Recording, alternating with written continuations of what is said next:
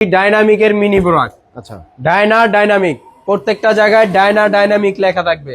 খুবই চমৎকার এই গাড়ি, সামনে 3 জন পিছনে 3 জন বসতে পারবে। কুমিল্লার লাভ গাড়ি বলা হয় এটা। লাভ গাড়ি ভাই, লাভ গাড়ি দেখেন পিছনে এবং দৃশ্যগুলো দেখেন খুবই চমৎকার।